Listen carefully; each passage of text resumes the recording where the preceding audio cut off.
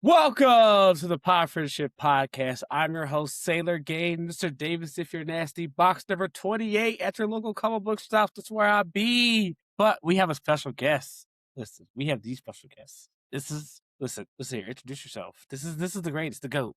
Uh, Okay. this is very kind introduction. I'm David Pepose, writer of books like Space Ghost, Speed Racer, The Savage Avengers, Moon Knight, City of the Dead, The Devil That Wears My Face, Spencer and Locke, The OZ, Scout's Honor, 10-Ton Titan Terrier, Captain Planet, just to name a few. Listen, And yeah, I fire, am so fire. excited to be on the show today, talking all things comics with you. Listen, all bangers. Captain Planet is amazing. Go read that. Thank you. So good. You can pre-order the trade paperback, which will be in comic shops everywhere in September. I gotta get that. I love also the coverage you choose for Space Ghost. Oh my god, Speed Racer. I love everything. Man, listen. Favorite Thank books right now. you. Dynamite. Listen, listen. You are too kind. I don't know who's over there, but I'm down. Whatever y'all doing, I want everything. Give me y'all. You did Conan. You was writing Conan. You was doing all types of stuff. Savage Avengers was crazy. That All was a that. fun that was a fun run. My first Marvel book. So thank you for reading that. Thank you. That was fire. It was good. Okay, but first of all, okay, so you got Speed Racer and Space Ghost. How did that come about? How did that come about? Yeah, well, so Space Ghost was kind of the first of my like big foray into licensed comic work. I had Okay. dabbled a little bit in it, with Savage Avengers.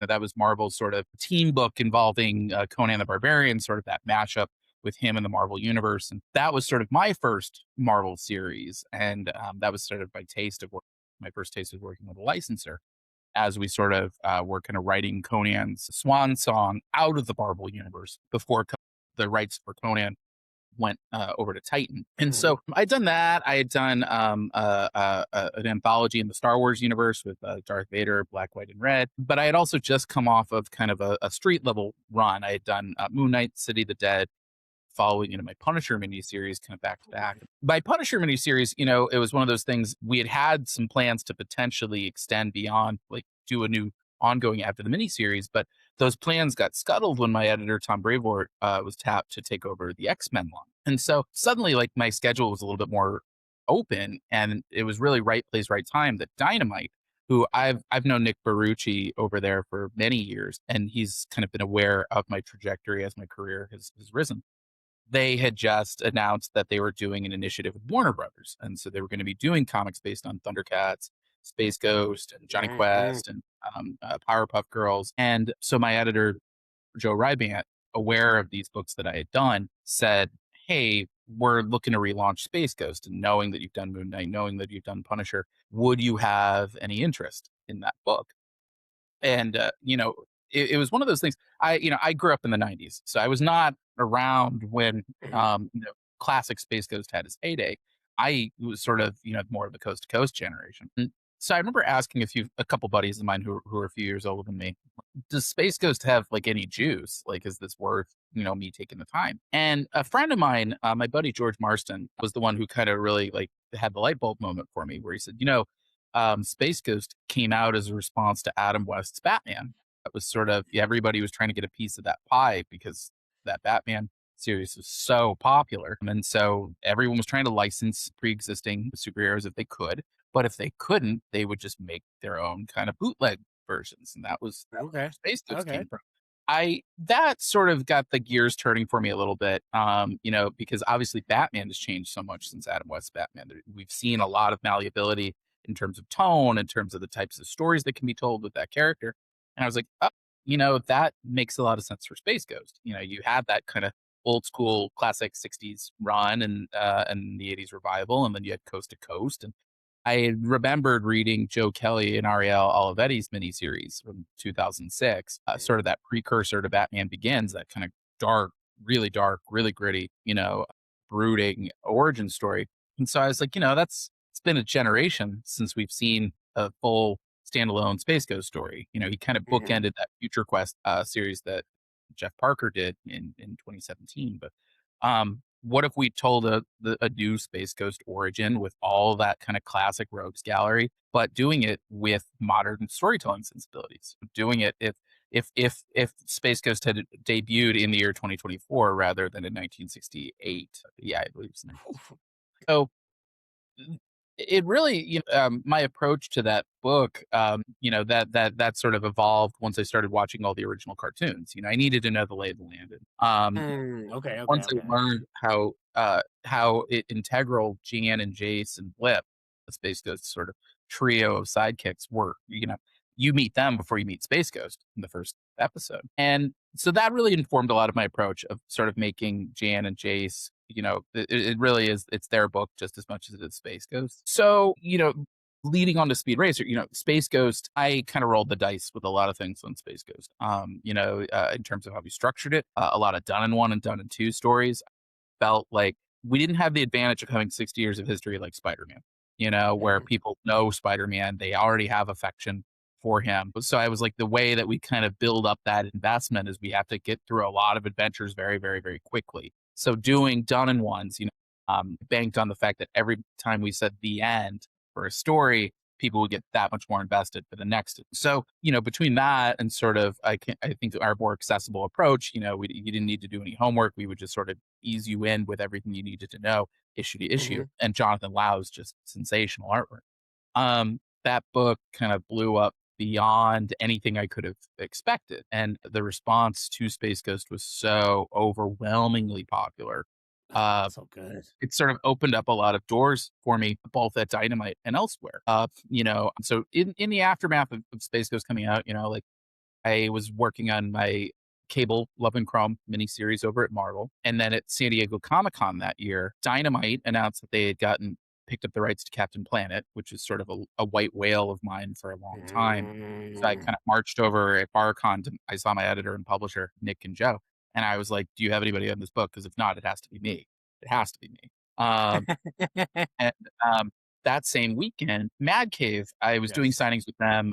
I had done a horror book with them with Alex Cormick called The Devil That Wears My Face, which was sort of Face Mm. Off meets The Exorcist, about a priest who gets trapped in a stranger's body after an exorcism backfires. And so he has to escape captivity to stop this demon that has taken over his body and is wreaking havoc back at the Vatican. And that was such a wonderful experience. And Mad Cave really is a special publisher, in that they are really, really creator centric. They are very good to their creators. And I think it starts from the top because Mark London, the head of the company, he also is a creator in his own right. I had such a good experience working with Mad Cave, and I was doing a signing at San Diego that year. My editor Chaz Pangburn pulled me aside during the signing. He goes, "Listen, we want to do more stuff with you at Mad Cave. Both in the creator-owned sphere, but also in the licensed sphere. And I wanted to ask. We've been doing these Gotcha Man books that have been doing really well for us with Mhm. Tatsunoko Production, and we are about to sign the rights for Speed Racer. Would you have any interest in Chaz Chaz has a real gift, I think, for being able to spot exactly what a creator wants. Because I hadn't thought about Speed Racer until he mentioned it, but Mhm. immediately, I could imagine the types of stories I could tell with that character, both in terms of who he is, his passion for Mhm. racing, but also just the mechanics of a racing book. It's something that you don't, it's very rare to see that in the industry. There's only been a handful of people who've done really good car chases in comics. You think of Trad Moore with All New Ghost Rider. You think of David Aja with his Hawkeye issue.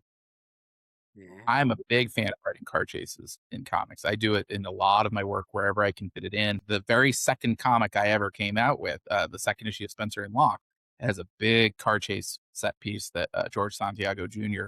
drew brilliantly, and we sort of did a repeat of that for the sequel with our motorcycle tank sequence. Okay. So I love the challenge of how do you kind of convey the speed and intensity and tension and pacing of a car chase in a static medium like comics. Because I think my thinking is when you're watching a car chase on film, the film is really kind of like you're on for the ride, but they're sort of you're on the tracks. You can't control the roller coaster.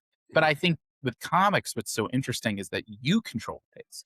And so you're able to sort of like really drink in all the details of these really cool visuals. And so I kind of again rolled the dice in that I thought this actually might be more interesting of a way to see a car chase because you're able to kind of see if we had the right artist that they could make the car in motion look interesting, even panel to panel. And so Mm-hmm. I it was very lucky that when I landed the pitch and Tatsunoko approved of what we were doing, that I ran into an old colleague, Davide Tinto at New York Comic Con. We had worked on a chapter of Avengers Unlimited together back at Mm-hmm. Marvel, and there was a She-Hulk, Captain Marvel team up, and I was so taken with the expressiveness and energy that he brought to it. And so he stopped by my booth when during the show, and I had just turned in the outline for Speed Racer, and I was like, "Dave, what's your schedule looking like in the next couple of months?" And so when Chaz and I were talking about possible names that could contribute to Speed Racer, Dave was at the top of the list, and so I was really pleased that he was able and willing to work on the book with us. He's been doing just a sensational job on Beautiful. Speed Racer. This is just like Space Ghost is just as much Jonathan Lau's as it is mine. I feel the same way about Speed Racer and Dave. If we didn't have the right artist, the book wouldn't have nearly the juice that it does. And I try to write that way. Is that I try to write a lot of action. I try to write a lot of visual beats because I want to I know that this is an artist's medium. And Mm-hmm. so my thinking is, how can I kind of best position them? You know, how Mm-hmm. can I sort of give them, of course, like I want to give them like emotional beats that can flex those chops, but I also want to make sure that they can just do like fun things. And so I think I lean very action oriented, but something like I think about something that Tom Brevoort, my editor at Marvel, told me is that, we're in the action movie business. And I do feel that way for a lot of direct market comics, not all, of course, but the ones that I tend to write, that is where they tend to lean towards. And yeah, and so it is kind of an interesting niche that I've carved out for myself. And it's an unexpected one. It's sort of all kind of happened sort of back to back to back. But I've really had a lot of fun with it. And I think it's because I've been able to take all the lessons I've picked up in my creator owned career and my Marvel career. And it's really the best of both worlds. I'm able to sort of take pre existing mythology, but I'm able to sort of put my own individual spin on it. And what's been really nice is that all the licensors I've worked with have been really open to this idea of kind of a relaunch for the 21st century. Okay. And I think that's been the secret to these books' success is that we want to make them accessible. And so if you're a diehard fan of Space Ghost or Speed Racer or Captain Planet, you'll see, oh, these are how these characters have evolved since Mm. my childhood. But if you don't know anything about these characters, it's a brand new universe with brand new mythology to explore. And I Mhm. think, I love the Marvel and DC universes. I have so much fun working with them. But those universes have been so thoroughly explored that Yep. when you have something that's completely brand new that you can't try to anticipate, I think it forces them to be a little bit more present with the work rather than trying Yes. to kind of guess of what's going to happen ahead. And as a result, I think it becomes an even more enjoyable experience. I totally agree. I love the book. It's so great. Ah, so Thank good, so good. What is your we're gonna go, I know you got a lot of books and stuff like that, but I want to know about you. So you. who's your favorite writer? Oh, that's a great question. Boy, okay, there's a few, there's a few that would be in my Mount Rushmore. I mean, you see, Jeff Johns, Rick Remender, Dan Slott, but I would say my favorite writer, and she really does not get enough credit in today's marketplace. But if I think I had to pick one writer who's maybe the most influential on my work, is Devin Grayson. She did an incredible run on Batman Gotham Knights in the early '90s or the late '90s, early aughts, and that was a really seminal work for me in that Okay. it's very much a Rosetta Stone in the way that I work, and it's criminal that they I think they've only done one or two trades from her run on Gotham Knights with Roger Robinson, but it was such a potent formula for me, and it maybe it's a symbol of a bygone era, because I used to get that book at my local grocery store. They used to have just a handful of Yeah. comics, It's but been a wrap. for Been a whatever reason, record song. Batman got was at my local grocery store. And it was this amazing cocktail of, you got the action, month to month. And she was really good at kind of pacing out like cool things. And Roger Robinson, of course, was just this amazing, amazing Batman artist who should be Mhm. discussed in the same breath as like Jim Aparo or Norm Brayfogle. But uh, it was always rooted in emotion. We always caught glimpses of kind of how isolated and alienated and broken of a man that Batman was. Despite his drive to always do the right thing, he was a deeply lonely person. Despite having this sort of, increasing number of sidekicks that were sort of, accumulating around him. And so that was the interesting dichotomy of Gotham Knights, was so many of the stories were about Batman's relationships with other people, whether it Mhm. was whether it was Dick Grayson. They had a lot of subplots about his relationship with Bruce. I think it was like an old uncle comes out of the woodwork saying like, "Oh, like, we're family. You should come with me." And that culminates with Bruce eventually adopting Dick Grayson officially as an adult. Mhm. There's a whole bit with Tim Drake and Dick, where they think Batman's dead. They think Hugo Strange blew him up, and then they find that not only is Hugo Strange now dressing up as Batman and running around as Batman, but Bruce has been found, but he has no memory of being Batman. And so they're trying to figure Mhm. out, like, is this real? Is this a ploy to get Hugo Strange off his scent? Um, Spoiler got a lot of that. That was sort of her early adventures, and there's a really Mhm. great story about a swarm of insects that get infected with Joker serum and become a sort of this Mhm. combined villain called Kafka. And so it's spoiler having to deal with this villain, while she's running interference with Batman. So there's a lot of stories with that. There's a really great one where it's just Batman on a quiet night, and literally there's like it's a night where there's like very little crime going on, and he has no idea what to do with himself. And so he's calling up Barbara to ask if there's any more crime, and finally Dick Grayson is like, "I'm over here. Like, can you please give us some privacy?" At this point, Alfred has left because I think it's post Jim Gordon's shooting.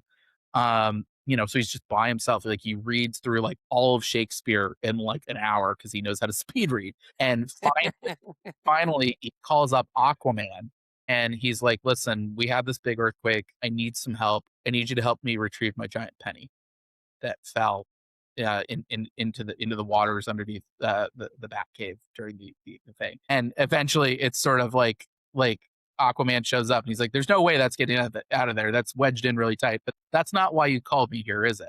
Like, if you ever just want to watch a movie, we can. Like, have you ever seen 10,000 Leagues Under the Sea? There are a lot of good comics out there, but I think if I had to find just one superhero comic, if you had to bury me with one, I mean, it's either that or Amazing Spider-Man 346, which is the thing that got me into comics as a kid. But yeah, Devin Grayson, I've been fortunate enough. I've messaged her as my career has sort of gone up, just to thank her, because I think that's kind of the magic of being a comics creator. And it's something I Mhm. didn't anticipate until I started doing it, until I had my first book out. But we work in isolation. It's the reason I love doing podcasts. I love doing interviews. It is sort of a human connection that I don't necessarily get in my day to day work. You work in isolation. You have no idea how your work will be received. Mhm. You can sort of try to extrapolate how what I feel about this as a reader, but y- you are constantly surprised at the ways that your work is seen by people in ways that you could not possibly anticipate. And so Mhm. I always wanted to kind of pay that forward a little bit. Um, uh, and so when I had my first book out, I messaged Devin to be like, "You don't know me, but like you've given me a career." And I messaged her again when I started at Marvel Mhm. to tell her that your influence is still greatly felt.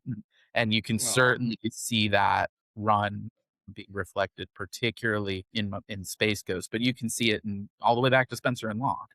So yeah, I think if I had to say like one writer, it would be her. But I do try to kind of like piece together all sorts of. I love the way that Rick Remender does action. I love the way that Jeff Johns manages to break down a character into their sort of concept, and Mm. kind of explore what that means.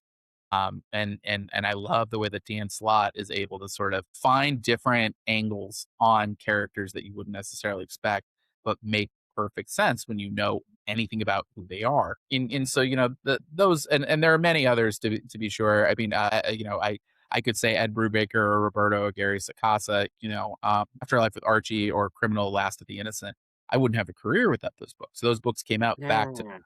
these interesting kind of dark takes on Archie mythology. And that was sort of became the inspiration behind Spencer and Locks. I do love kind of being able to inject sometimes a subversive take into these things to just sort of show how flexible these iconic concepts can be. So yeah, I definitely I try to draw influence from wherever I can. You see it a lot of film stuff is certainly influential in my work. The fact that every time I describe something that I've written, I'm never describing it in terms of comics. I'm always Mm. describing in, Devil Wears My Face, it's Face Off meets The Exorcist, stuff like that. So I definitely draw a lot from pop culture as well. Love that. I love it. I love it so much. All right. So, if a comic book about your life came out, who's your team? Who's your team? Book Who's about writing my it? life. Yeah, a comic book. Well, who's your dream team? Who's your team? Who's writing it? Boy, that's a great question. I've never thought about that before. The writing, well, the art is really the thing that makes or breaks. And I'm trying to think of somebody who would be really good at doing something like that, knowing that, I'm a writer, so my life is not super action packed. Stefano Caselli could be fun, but I don't think he's the guy. I think it'd have to be somebody a little bit more realistic, but you don't want to go too dark. Like I don't think like somebody like um I bet Dave Chisholm could do something interesting. Okay. Okay. That guy's a real chameleon. I like him a lot. And he's able to sort of really kind of like he can push himself into David Mack territory if he wants to, but he can kind of go like a little bit more low key. So he'd be a fun artist. As far as the writing is concerned, I mean, I always say, my wife and my best friend would be probably the two people who should be, if I always say that like if I get hit by a bus, like give, and I had one issue left, have them write it. Because they know me best and they know Mm. how I do things. But I guess if you needed like somebody to help them with that, I would trust Gail Simone. She's um Gail, not only she is a real gift with dialogue, I really respect her a lot as a leader in this business. Gail is somebody who could very easily just rest on her laurels and just be like, "Here's my stuff. This is all my stuff, and that's what I'm gonna use my platform for." But instead, she really uses her considerable platform to connect, with readers, to advocate for the marginalized, but also she's a real champion for creators who are coming up. I was very fortunate, when Space Ghost came out, Gail was the one who was championing that book in the days before we launched. She did not have to. She barely knew. I had sent her a copy of my book, or I'd given her a copy of my book going to the chapel at Boston Comic Con pre-COVID. That was the only time she and I had ever met. So I really respect Gail as sort of a leader in our business in the way that Scott Snyder and Mark Waid have also shown themselves to be great leaders in our business. So yeah, I think but Gail would have to talk a lot with my wife and have to talk a lot with my best friend George, because I think those two people, they read everything I write. Well, I am Ooh. constantly sort of like bouncing ideas off of them. I'm constantly sort of saying, hey, does this sound stupid? Hey, what do you think about this? And George is, he's a comics journalist. We came up together in the trenches of Newsarama. And so, like I can always be like, hey, does this make sense to you as a fan? But my wife is not a comics fan. She did not grow up with this stuff. Mm. And ultimately, that scene in 300 where Leonidas is about to kick that guy into the pit and he Mm-hmm. turns to his wife and she gives him the nod and then he does it. That's Mm. how I am before I start any project, before I turn in any script, is that um, I if my wife, if it doesn't resonate with her, it's not accessible enough. It's not universal enough. It's not ready for prime time. Mm. And so she's really kind of been my North Star through my whole career. I always say, like, if I had not met her, I never would have even taken the first step. It was because she believed in me even before I wrote my first script, that it kind of gave me that inspiration, that confidence to finish that first script and then to work on the next script and then to work on the next script. And so, um, yeah, any book about my life, um, it wouldn't, it wouldn't be true if she and George weren't heavily involved in it.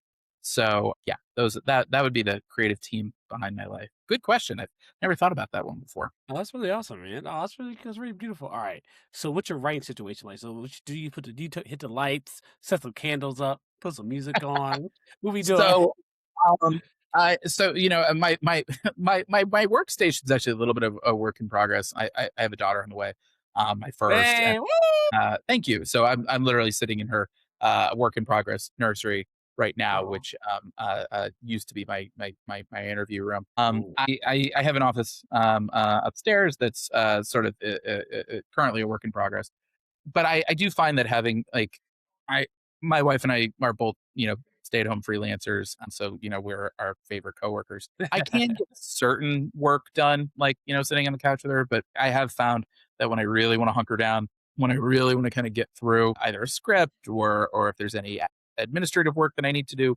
outside of scripting, I'm usually at my best kind of doing that elsewhere. Like, I go upstairs into my office. It's a sort of a separate place that I do not hang out in unless I am working. I make it a point that, like, I even though it's a short travel, it's literally just up the flight of stairs. That is, Mhm, that is the sacred space to do the art. It's not a place for me to procrastinate. It's not a place for me to, like, goof off or what have you. So yeah, I mean, and it's just my MacBook that's just connected to a monitor. Got my mouse and keyboard. So yeah, beyond that, like, I've got some noise canceling ear pods. I plug those in. I close the door to my office. I close the door to my loft, so I'm not getting a lot of noise. My puppy Ruby, she usually is actually pretty low key when she's in my office with me. She just kind of snoozes on the nearest soft object. She's doing that literally right now next to me, while we're talking. I think when I do that, I try to just and it's been an evolving process. I used to be, up until fairly recently, very precious about what the first draft looked like.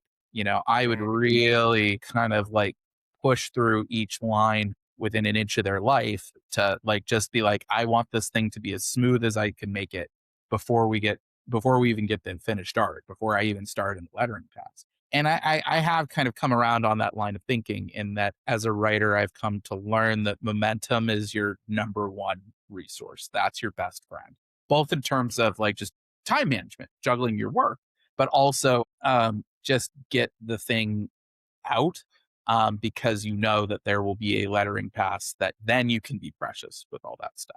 Like I've been harping on, comics are a visual medium. And so, yes. and thankfully, I'm very good at pacing out my paneling. So I know how I can envision how the page can work. I can envision the pacing behind it. That stuff doesn't change. So, once you do that, then you're just tinkering with dialogue. It's almost like a post production kind of thing. So that's been kind of like a big thing. But the way that I work, I tend to break it down into three parts, which is, it's the brainstorming of it all. You know, Mhm. I write very detailed outlines. I write more detailed outlines than I should. I'm sure I've had books rejected simply because they're like, I don't want to read all that. Like, why aren't you doing a one page thing? And the reason I do it the way that I do it is because I need to be able to pace out what I'm doing. I tend to take what I call a maximalist approach.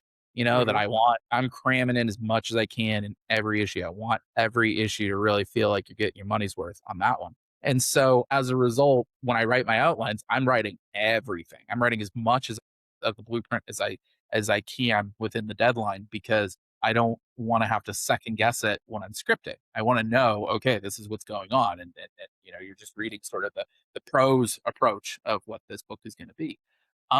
And then I break it down page to page in a beat sheet. I kind of am estimating in my head, like, okay, knowing that like most pages that I'm working with are 3 to 5 panels. All right, like how am I going to pace that out? And with the occasional splash page or a page that's got, like maybe one inset to it. And then every once in a blue moon, like a 6 panel page, every once in a blue moon, a 9 panel grid. How do I make that work? And so my outlines are very, very deep. And then I can kind of get into the scripting stage. And that's where I have a little bit more fun. It's a little bit more improvisational. It's a little bit more like jazz because I know how the story's going to go. And I know how I'm going to kind of pace it out. So I write panel first. There's some people who they write all their panel descriptions first and then they go back and do the dialogue. There are other people who write dialogue first and then they kind of cut up, they cut up their lines Mhm. panel to panel. I have a hard time with that second approach because it's so easy to overwrite in comics. And that's Mm. another thing that I've sort of evolved a lot on is that something that Scott Snyder recommended to me many years ago when I interviewed him is he would take Batman Year One and he would reverse engineer it every year. So he'd break it down page to page, panel to panel, line to line. And when you do stuff like that, and I wholeheartedly recommend doing that for your favorite writers because then you get a sense of what their metrics are. It's how many panels does somebody like Rick Remender usually fit on a page? How many Mm.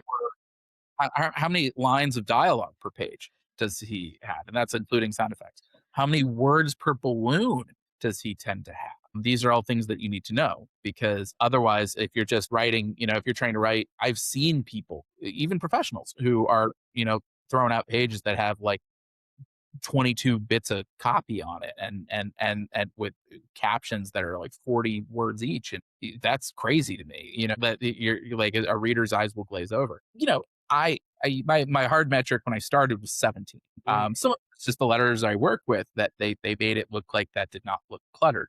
I have come to learn that even that was a lot. My work on like Savage Avengers and Moon Knight City of the Dead, that was sort of the big learning curve that I had on those two books was, oh, hey, you thought you weren't overwriting, you were overwriting. And so, Mhm. starting with Punisher and Cable and especially Space Ghost, I've been like, okay, I really don't want more than 14 bits of copy. And I don't like I try to now, I don't even do a lot of internal narration anymore because I want it to feel immediate. I want it to feel clean. So anyway, so I do the scripting stage. That's my second part of all this. And then when the art comes in based on all of this, that's what's called the lettering pass. And Yeah. I I do my lettering passes in a very I don't I'm probably I don't think anybody does their lettering passes the way that I do my lettering passes, but I think it's because dialogue is always the hardest part of the process for me. It's always the most time consuming. It's always the thing that takes most time and thought and energy. I actually make my own mock-ups on the art. Mm. And by doing that, I can kind of visualize how everything's going to look. I can see in context against the art, does this line work? Or does this line hit in a different way, with the art? I just turned in the lettering pass for my most recent issue, Speed Racer, or Speed Racer 9, that's up for pre-orders right now. There was a line that I had that when I wrote it, it sounded totally fine, and then you saw it against kind of the expression that Dave drew, and I was like, oh, this comes off way too strong now. So you have to kind of like, so I Photoshop just on top of the art, like at line by line. My brother is a computer programmer, and so like thanks to him, like I was able to kind of like he helped me make some Python scripting, so I'm able to Mm. sort of automate the population of that process. So Mhm. I usually take, but that means I usually take a day to do the lettering pass. Most creators Okay. that I know, it's kind of an afterthought. They're just like, but I find that really helps me understand what the books are going to look like in context, and then if there's any final edits when the lettering pass comes, I can just open up my mock-up and just be like, okay, like, yeah, okay, that line still doesn't work. Test a couple things, see what works. So that's a very involved process, but I've found that doing it that way means I can be less picky in the scripting stage, which is the most Mhm. important. You're artist needs to get fed. So yeah, that's kind of my process. And something I always like to talk about as well in terms of being a comics creator is not just about writing. Writing is the job you get paid for, but there's a lot of different elements to making a comic that are not you writing a script. I mean, Mhm. I'm tend to be fairly involved in art notes, just because I know I'm cramming in a lot of detail into these scripts. So there's a lot of things that there's a lot of ground that needs to Mhm. get covered. But there's also, just kind of providing, like this is sort of a thing we should focus on. Or in the colors being like, oh hey, can we tweak this thing just to kind of sell this bit a little bit more? There's, like I said, the lettering passes of it all. There's the promotion. Not just like doing interviews, but also like you got to sort of promote your work on social media. You have to, you're interacting with fans. You're going to conventions. Anybody who lives in Denver, you'll be able to see me at Denver Comic Con at the end of the month, for Woo! example. One show I've not been since COVID, so I'm excited to finally be back. So, and a million other things, you're pitching, you're coming up with outlines. You have to do research. I mean, for all these licensed books that I've been working on, I watched every episode of Speed Racer and Space Ghost. I had to. And That's those so are cool. That's that's so time cool. consuming. Like and even other things that I work on. I tend to, like I said, I draw from pop culture, which means I have to kind of consume a lot of pop cultures. If I'm, for example, if I was working on like a zombie book, I'm like, okay, well that means I'm going to be watching 28 Days Later, and I'm going to be watching Dawn of the Dead, and I'm going to be watching Wreck and Quarantine, and I'm going to be watching Resident Evil or what have you. Mhm. You don't know where the ideas are going to come from.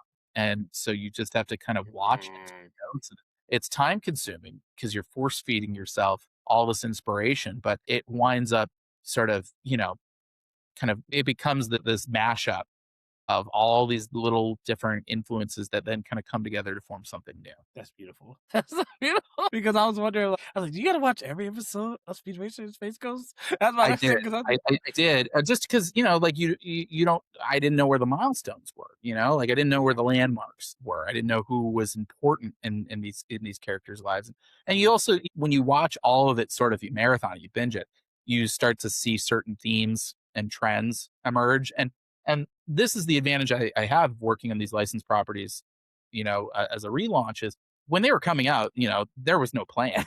They were very much flying by the seat of their pants. And so, they were not thinking that hard about like, oh, what are the core themes of this? And like they were Mhm. just like, what do we got to do to get this cartoon out on time and under budget?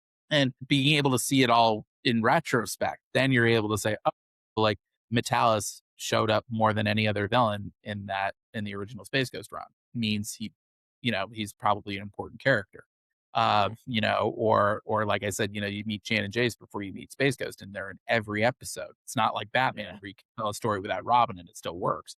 Uh, Mhm. so you know things like that, those patterns start to emerge. And my thinking, and whenever I do a licensed book, is I'm not smarter than the property.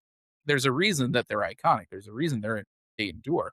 My mission is not to be like, this sucks and I know the better way to make this thing work. That's a sucker's game. My mission is to sort of listen to the work, and Mhm. say, okay, like what are the themes that have sort of arisen? What are the patterns that emerge? Because that's what makes it. And then you can kind of.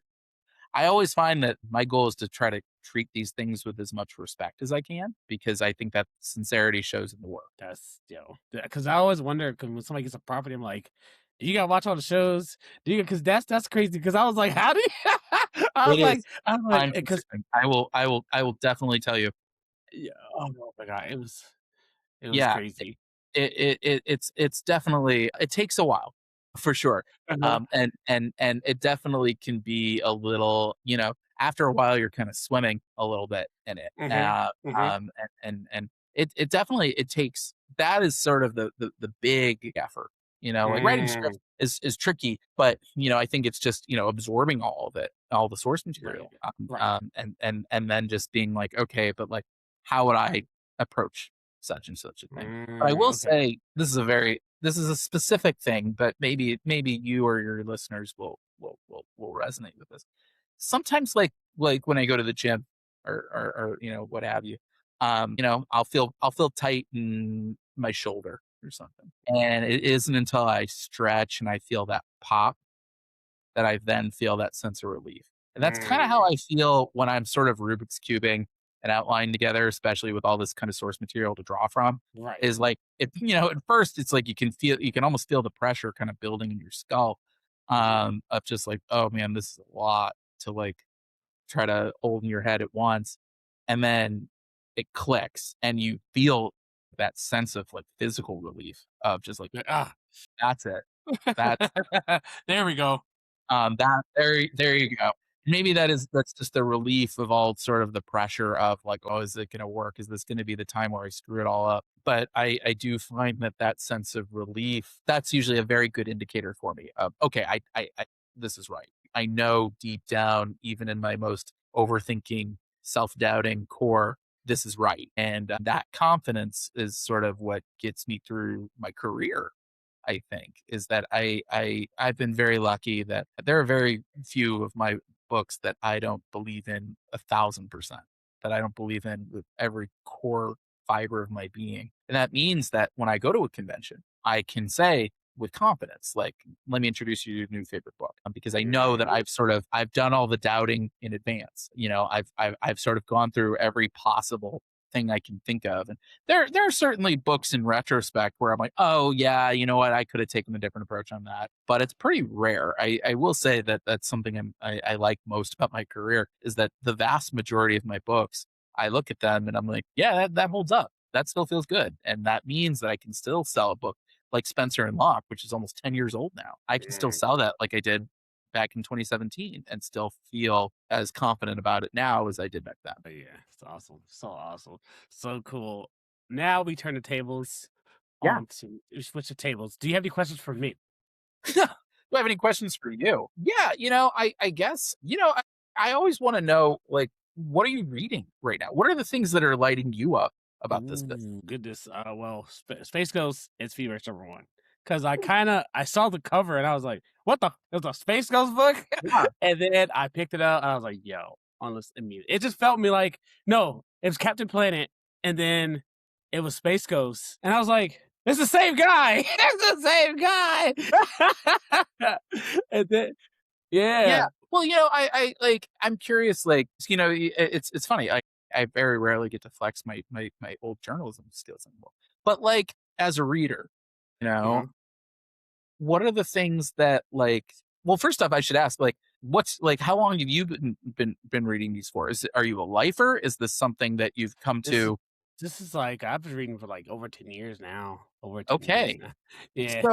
So for over a decade. Okay, so you're in an interesting stage because like you could be like a lifelong jaded person where you could just be like, oh, I've seen these things a million times before. I've seen Mhm, this universe happen a million times.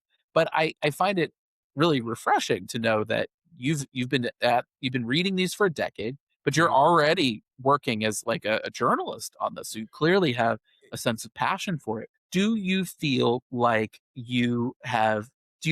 you've seen, especially with the shared universes like Marvel and DC, do you feel like you already kind of know what to expect in terms of those core Yeah, universes? it's Or interesting do you because feel like like there's still room to be surprised? all my like Dynamite, you guys are just different. Mad Cave and Dynamite are like as Yeah. first I'm looking for you. I'm checking for y'all books first before I go to like Marvel I books. You appreciate have it. the DC, like no offense to like Marvel or DC, but I Yeah. love like Thundercats, stuff like that. Cause as a kid, you're like, oh, what's this happen? And you guys Yeah. Yeah. you Yeah. flip certain things. You guys turn it around different way. This happens. What if this happened? Dino Man and Dynamite and what's it called? That was Oh, yeah, crazy. yeah, Blue Falcon or yeah, yeah, Blue yeah, yeah. Falcon, and then I was like, "Yo, Speed Racer, you have it," but Captain Planet was just flipping everything. I was like, "Yo, let's go! I'm with it." I went like I don't know who it should be a whole TV station of just those books. Just, just do those dynamite, just do everything. I am down. I am with it. I'm committed. I've never seen. It's so refreshing to see. It's Well, so thank you. refreshing.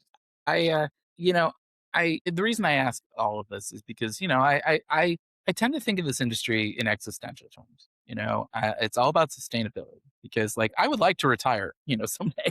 I would like to retire being a comics writer. I don't want, I'd like this industry to last. That means I need this business to last at least another 20 years, preferably at least another 30. And so, I'm thinking like that's a whole generation of readers that we Yeah. need to be able to capture, that we need to be able to capture is maybe too strong a word, but to be able to, like really build that sense of loyalty and investment. And I worry about that.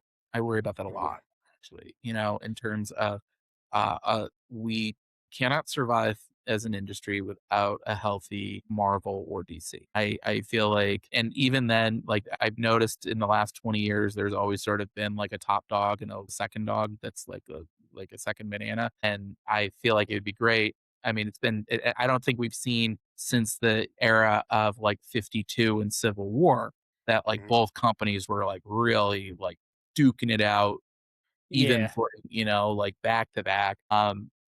And I'm not talking about sales numbers. I don't care about sales numbers. That makes me probably not always the most fun creative to work with, but I Uh-huh. I care about the story. I care about like, Yeah. how are we making readers feel Yeah. emotionally? Because my philosophy, and maybe I have it backwards, but my philosophy is if you write something that's emotional, and you promote it properly, Mm. something that readers can understand on a human level, not just a continuity level, Mm. the sales will come. We just have to deliver the right product. Yes, that's true. Maybe that is me being naive because I do feel like I'm sure there are many salespeople, even in the companies I work with, who would say, if you don't sell enough books, your emotional hoity-toity thing is not going to be viable financially, and that there are many levers that we should be pulling to make sure that you can continue to tell that emotional story. So there is a push and pull beyond all of Mhm. that. But I think the big companies, it's so easy to get hyper fixated on the continuity of it. Yeah. It's so easy to get focused on the ever increasing scale of it all in terms of, okay, like it's not just Aunt May at stake now. It's the whole city of New York, or it's this whole building, and then it's the whole city of New York, and then it's Mhm. the entire country, and then the Western Hemisphere. Now all of Earth is in peril, and now it's all the entire universe is in peril, and now it's all of reality that's in peril, and now it's the multiverse that's in peril. Mm. And now it's like all of time and space and everything you've ever known and loved, and it's going to get rebooted into a crisis. Very quickly can lose sight of like what this is really about, which is us building characters that people like and that people Mhm. want to and with. I mean, it is in that way, serialized storytelling in comics shares a lot in common with television.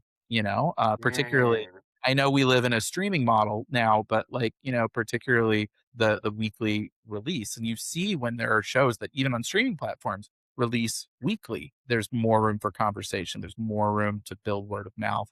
There's that sense of anticipation. And it does Mm. become a little bit back to that old network style of appointment viewing. Comics are the same, can be the same way, is that Mhm. of course, we need to sort of, keep reinventing the wheel in terms of, what is Spider-Man going through in any particular month, just to throw out a random name. And that is tough because you've got 60 years of other stories and like how much, now fans are, I think, even more encyclopedic than they ever were, thanks to the internet and social media being a thing. Yeah. Fans are looking I touched upon this earlier, but I think especially for big two readers, fans often will, whether consciously or otherwise, try to anticipate the work. They're trying to sort of test their own encyclopedic knowledge by, Mhm. well, hey, I remember this story. Is this where they're drawing from it? But this is a lot like, or this is similar to this story that I know encyclopedically, whether or not the writer ever intended it, and that becomes inevitably a negative against that. But I feel like, having strong characterization, I think my favorite bit of character work going on right now in comics is how Kelly Thompson is approaching Absolute Wonder Woman, Yeah. where she really makes Diana, she is a special person. She is somebody who leads, even though she's the princess of hell, the sorceress's daughter, she still leads with her heart first, you know? And you see she has this ability that, people kind of they come to trust her. They kind of melt around her. She's inherently a good person and people are kind of pulled into that magnetic core of goodness that she has. And so you see, characterization like that's a character that's a person I want to follow. And that's something that I really try to incorporate in my own work, particularly with Space Ghost and Speed Racer, where like, Mm, all right, like yeah. Space Ghost is this like, all fists grouch, you know, but he's also the straight man to these two effervescent kids, this feisty, crack shot with a blaster Jan, and sort of the comic relief gearhead pilot Jace. That's a fun dynamic that like those are fun characters. I like checking in on them every month, so Mm. like it's fun, I think for readers. Speed, I love Speed Racer. I mean, out of all the characters, right? Speed. If I had to only pick one character, Mhm. it would be him, I think, because he is a character who is defined by passion. You know, he's somebody who lives and eats and breathes and sleeps driving. And is everyone in his orbit, they have that same love of the game, and that manifests in different ways. The way that Trixie is a team owner, the way that Pops is a mechanic, the way that Spritel is a live streamer, a color commentator, the way that Mhm. even Racer X sees racing as a way to settle old scores. It's a racing world; they're all just living in it. But Speed is the one who really represents that Yeah. joy, that fear, that excitement, that freedom of being able to pursue your art. And as a comics writer, I resonate very strongly with that. So yeah, this is sort of a long-winded stump speech that I wasn't expecting to give, No, but you're fine. I think that there's a lot we can do as an industry to continue to sort of make our work accessible both to new readers, but also just like on a and it just in terms of like human beings. I mean, Yeah. I don't know if human beings were necessarily meant to think about like the intricacies of crisis energy or whatever. Like I I think when we get that deep into the weeds, we Mhm. lose sight of what these characters are about, both in terms of like a human basis, but also even just like it's a hat on a hat on a hat. You know what I mean? Like superheroes as a genre, it is characters who live in a heightened world with heightened abilities. And that means, their powers, their villains' powers. That's already a lot. Once you start adding in like extra rules on like the state of the world and how it works, unless you're doing something like Guardians of the Galaxy, where that Mm. or Legion superheroes, where that weird world that they live in that is not like ours is sort of a core part of the concept. I do think that there's a lot we can do in terms of sort of making things a little bit easier to get on board with. And so that's why I think you see a lot of popularity with things like the Absolute line or the Ultimates line or all the relaunches that we've been doing, Thundercats and Space Ghost and Speed Racer and the like, is you don't have to do homework. You can just Mm. get it on the first trade. Just jab tap in. You can just chuck Wow. that thing. And I think that's the big puzzle that I think the big two are looking to solve is how do we sort of take that same accessibility and excitement that we've seen in these accessible lines like Absolute and Ultimate, but how do you do that in a line that's been going for 60 years? Mm. It's tough because the one answer that I always sort of lean towards is okay, you do the big new bold relaunch, you do the Morrison new X-Men, you do Mhm. Hickman's House of X, Powers of X, you do even Joss Whedon's Astonishing, was even though sort of more of a return to status quo, it was still kind of a big, big, big thing. But I find that the more I've seen that the more that you veer away from status quo, from the normal core concept of what this character is, there's always a degree of backlash at some point. And the question is Right. sort of the ratio for all that, Um, like execution can take you places. I mean, I always say Krakoa got me through the pandemic, Yeah. like Oh, a so good. generational That run. was good. It's one of the great heartbreaks of my career that I never got a chance to play in the Krakoa sandbox. But at the same time, Hickman's a generational figure, I think. And so, I even saw it in a microcosm. We try to do something very radically different with the Punisher, me and Dave Wachter's miniseries. And boy, let me tell you, that was certainly kind of I would say the most controversial book I've ever worked on. Mhm. Trying to do something different with the Punisher, fans, and I understand why. Fans, if you buy a book, whether it's Spider-Man or it's Punisher or it's Space Ghost or Speed Racer, they do have a certain expectation of what they're going to get. In terms of who the character is, what kind of adventures they're going to go on. And I don't think there's anything wrong with with that. I mean, it'd Mhm, be like going to a pizza place and somebody's trying to sell you a hamburger. Hamburgers are great, but like I came here for a pizza. mhm. So I think that's kind of the challenge for being a comics writer in the year 2026 is how do you tell stories that like you're still delivering what it says on the tin. Like Yep. nobody's gonna feel like they're cheated or being, swindled. But then you can, how do you tell it in an unexpected way? And so you see, there's certain books that I think do really great jobs with it.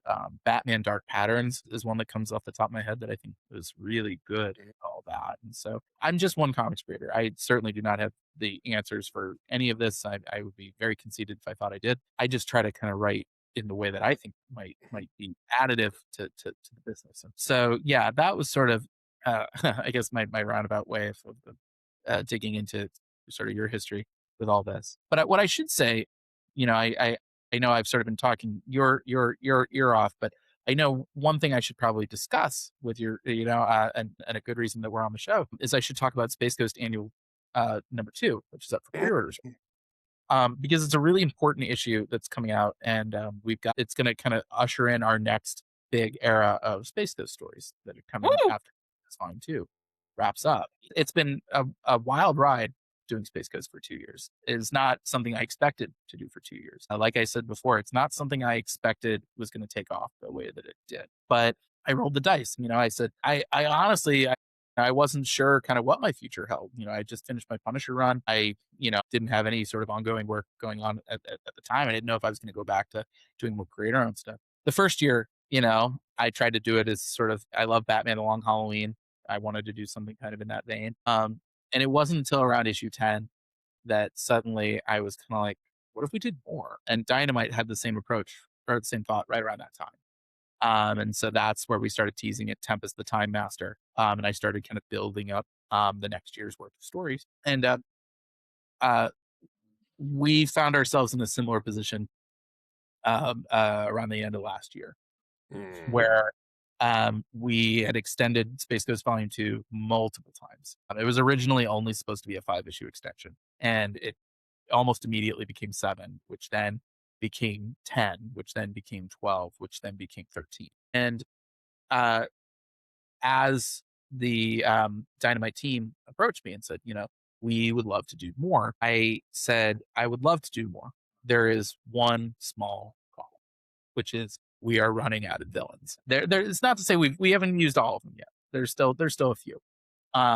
But Space Ghost only has so many villains, Mhm. and some of them would repeat.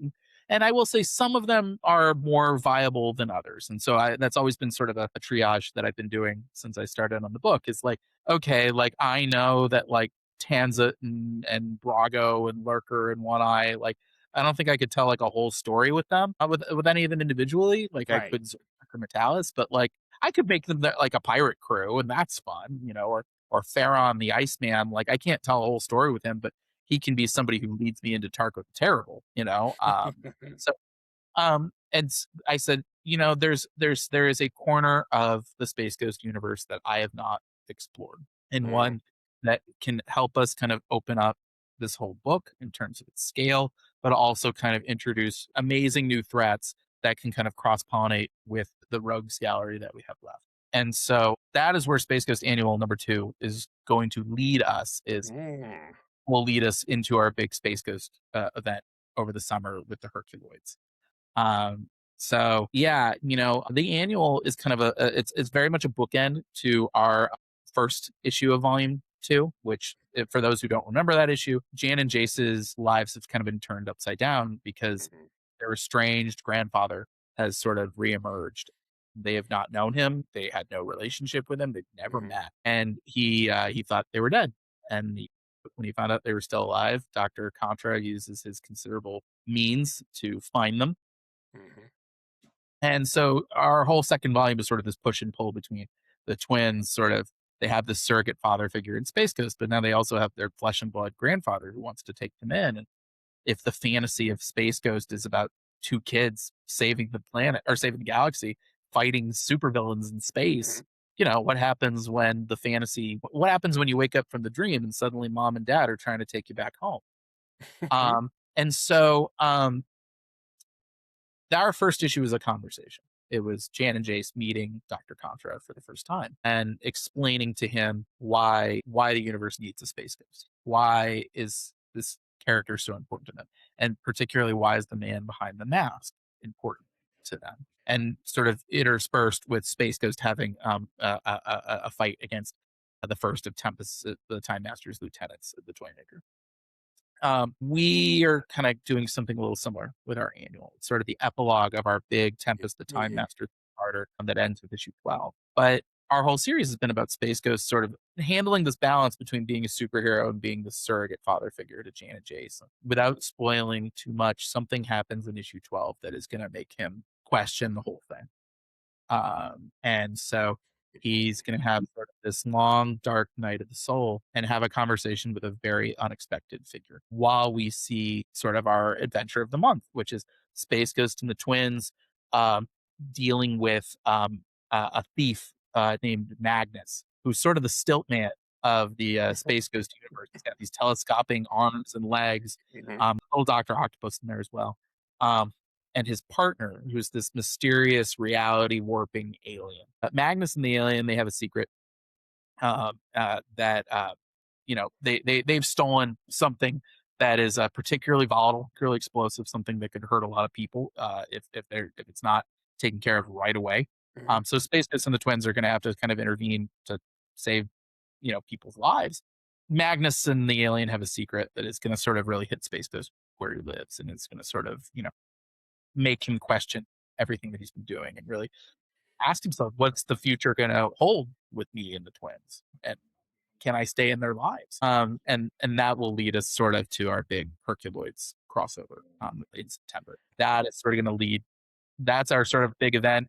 We're expanding Space Ghost universe for the first time. The Herculoids are a group of characters that are often over. They were the immediate follow up to Space Ghost after Space Ghost's first season. They actually had better ratings than Space Ghost. They really built on that wave that Space Mhm. Ghost had established. But for those who don't know what the Herculoids are, imagine if Conan the Barbarian lived in space, married Shanna the She Devil, had a child, lived on a jungle planet in space, and hung out with 5 interstellar kaiju, and basically protected the planet from like whatever pirates and industrialists like wanted to like. It's super cool, all these Alex Toth designs. But for me, I watched all of Herculoids to prepare for this. They had a lot of team ups with Space Ghost in the 80s. Mhm. And I like the idea of if Space Ghost is this ultimate found family story, what happens when they meet their family that comes from a very different place than them?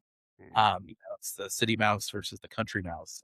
And at the same time, sort of, seeing the overlaps between these characters. Space Ghost, as we know, is a character who's sort of defined by his trauma. His family was killed by Vitalis on the planet Vector, and that's what made him become a vigilante.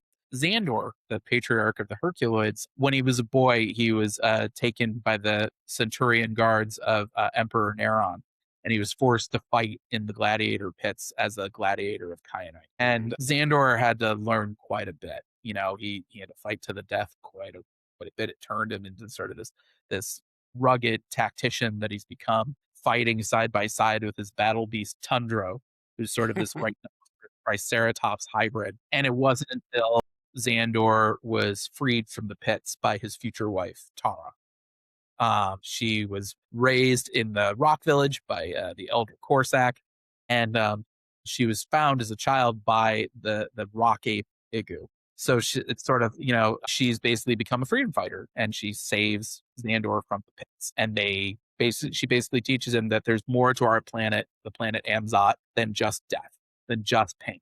And so that gives Xandor brand new purpose. He falls in love with this woman. He falls in love with the planet that he's living on, and they have their son Dorno, and sort of it's a second chance for Xander. He's built this family. He still has that pit in him of rage and pain and trauma, but he's managed to build something on top of it, a new sense of purpose that has given him a perspective and clarity, and dare I say serenity that Space Ghost couldn't possibly imagine. When we meet Xandor, something has happened and he is backslid badly. Mm. That is going to put the Herculoids and Space Ghost kind of on a collision course that we're going to see unfold starting in September.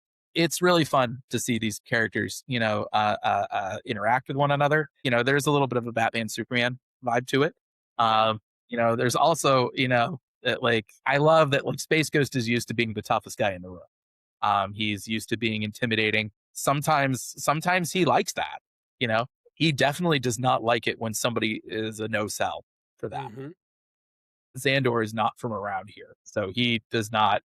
He doesn't even believe in Space Ghost type. He's like, I don't know who you are. Like, all I know is you wouldn't have survived one day in the pits. And so, that's some fun friction and tension between the two of them. And so it's going to be some rough going for Space Ghost and Xandor. And we're going to see the Herculoids really kind of, you get to see them strut their stuff very early in this run. For those who don't know who the Herculoids as the kaiju are, we have Zoc, the Star Dragon, who cosmic energy into is lasers out of her eyes or negative beams out of her tail. So cool. So cool. So cool. Tundro is he's basically a half rhino, half triceratops. He's got this armor, skin plating. He moves real fast. He's sort of this unstoppable juggernaut that can like crash through anything with his razor sharp horn. Igu is the rock ape. He's like if King Kong and Ben Grimm had a baby. He was Tara's defender ever since she was a child. So it's sort of like it is kind of the Fey Ray and King Kong dynamic if it worked out for them. But at the same time, he's the happiest of the Herculoids. He's the smartest of the Herculoids. He knows how to use tools. But if somebody messes with his suddenly the gloves are off. And he's got this amazing sense of agility. So, you put him in a city, it's suddenly that's sort of his jungle gym that kind of lets him cover some surprising ground.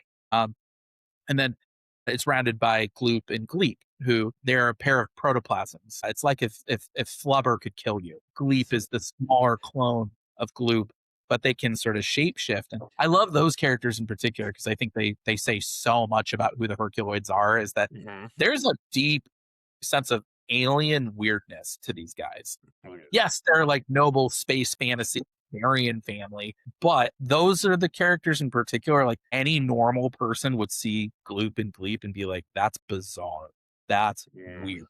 What are these things that give me the creeps?" But for like Xandor and Tara, and especially their son Dorno, the smaller protoplasm Gleep is basically his like loyal dog. Like it's perfectly normal for them.